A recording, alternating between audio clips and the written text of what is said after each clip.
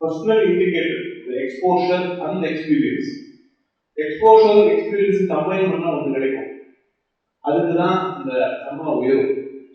ஒருத்தனுக்கு 20,000 சம்பளம் மாசத்துக்கும், ஒருத்தனுக்கு 20,000 சம்பளம் வாரத்துக்கும், ஒருத்தர் 20,000 சம்பளம் ஒரு நாளைக்கு கொடுக்குறாங்க. சில நேரத்தில் 1 மணி நேரத்துக்கு அவனுக்கு 20,000 அதே விஷயத்துக்கு அதே துறையில் அவனுக்கு கிடைக்கும். ஏன் அப்படின்னாக்கா இவனோட எக்ஸ்போஷர் எவ்வளோ, ஒரு எக்ஸ்பீரியன்ஸ் எவ்வளோ. ஒரு எக்ஸ்போஷருக்கு எக்ஸ்பீரியன்ஸ் தான் மதிப்பிடு.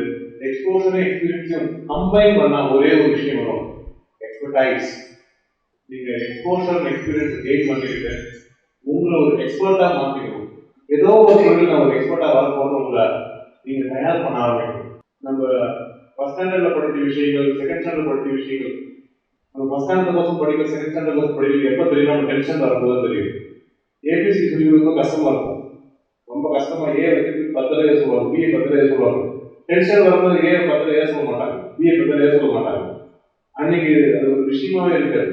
ஆனா எல்கேஜி ஆரம்பிக்கும் போது ஏபிசின்னு ஆரம்பிச்சாங்க, எல்பி ஆரம்பிக்கும் போது அதுதான் தெரியும் ஏன்டா இதெல்லாம் படிக்கல, எந்த இதெல்லாம் தெரியுது. ஆனா ஃபியூச்சர்ல நீங்க கல்வியில் படிக்கும் போது இங்க கிடைக்கிற அந்த எக்ஸ்போஷர், இங்க கிடைக்கிற அந்த experience, and plus expertise level